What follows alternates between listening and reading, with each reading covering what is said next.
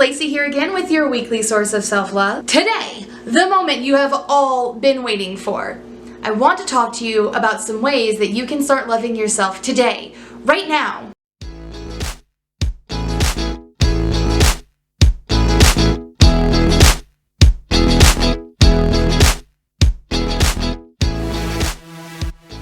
So the first thing I want to say is that self-love is not a quick or easy fix. So all of the things that I'm going to list are going to take some practice. You can start today. And my hope is that by starting, you'll start your whole self-love journey and start to love yourself today. So with that, let's get started. First, go on a self-date. What is a self-date, you may be asking? Well, it's simply a date that you take yourself on. Go out to the movies, go out to dinner, go out mini golfing. Basically, whatever you'd want to do with a significant other, go ahead and do it with yourself. But Lacey, I hear you say, I have no money. How can I take myself out on a date? Not to worry. You don't have to go out anywhere. You can have a date in your house all by yourself. Stay in and cook a nice meal. Play a board game with yourself. Solitaire anyone? Watch Netflix. You might even get your Netflix and chill on with yourself. But that's a different video for a different time and possibly even a different channel. The point is, spend time with you and just you. Get a sitter. Send your significant other out with their friends. Whatever you need to do to be alone. And yes, at first it is going to feel uncomfortable.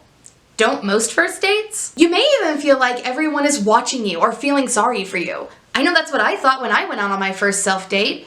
So I took a look around and it turns out no one even cared or noticed me. And soon enough, you're gonna get in the flow with yourself and figure out what you like to do, which is kind of the point. One last thing of note here.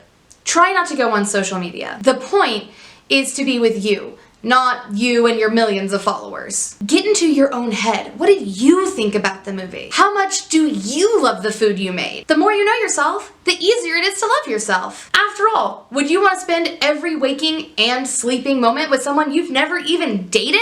I talk more about that in my self-love video, if you're interested. Link in the description and in the info bar. Okay, second way to start loving yourself right now. Stop the negative self-talk. Not as fun as a date, I know. But who said self-love was all chocolate candies and bubble baths? So stopping the negative self-talk actually has a couple of steps. Step 1, noticing. Notice that it is happening. When you hear yourself out loud or in your head say that you're an idiot or that you're worthless, just notice that that's what you said. This will take some practice, but if you make it a daily habit, it will get easier and easier, I promise. Whenever you notice you're talking to yourself, just think, would I say that to my best friend? If not, then it's time for step 2.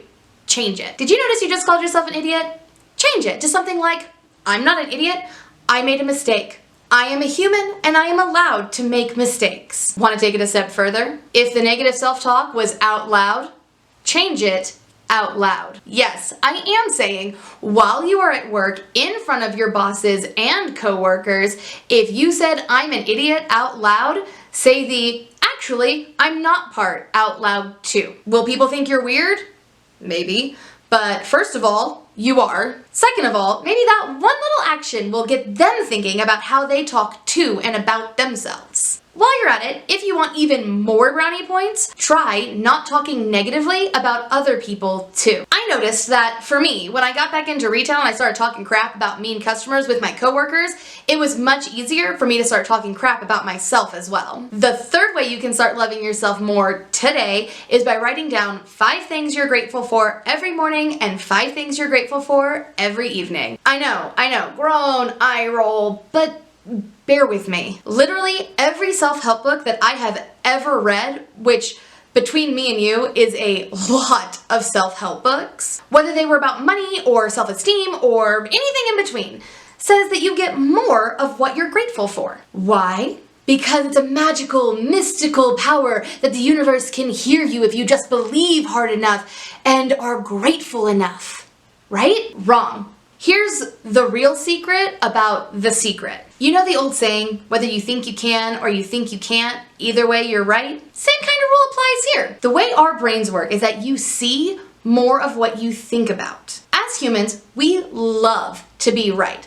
So your brain is naturally inclined to find evidence that supports your beliefs. So if you believe that you're amazing and are so grateful for how awesome you are, you'll see more of that in yourself. And if you believe you're trash, you'll see more of that. I can hear you again. Well, that's easy for you to say, Lacey. Your life is super awesome and you have really cool hair. Okay, maybe I made that last part up. But I have been in the position where I didn't feel like I had anything to be grateful for. So you start with what you have. I am grateful to be alive today, even if that's the only thing you have. Even if that's not entirely the truth. Just do it. Make a list of 5 reasons why you're grateful to be alive today. I'm grateful to learn from my mistakes today. I'm grateful that I get to have a positive impact on somebody's life today, even if it's just that I'm nice to the waitress. You get the idea. You can also turn things that may annoy you into something that you're grateful for. For example, when my kiddo is being super clingy and needy and I get annoyed with it, I just change that to, I am so grateful that I have a 12-year-old kid who likes to hang out and cuddle with me. A lot of parents don't have that. The 4th way to start loving yourself today is using affirmations. I know, another cliche, stereotypical activity. But A, it works, and 2, much like being grateful, there is some science here. The more you hear and read something, the more likely it is that your brain is going to believe that. Which is why stopping the negative self-talk is such a huge step. The more you hear and read that you're trash, the more likely your brain is to believe it. But on the other hand, the more you hear, I am amazing and I love myself several times a day, the more likely you are to believe that. So basically, if you don't know what affirmations are and I'm speaking Greek to you, here's how they work.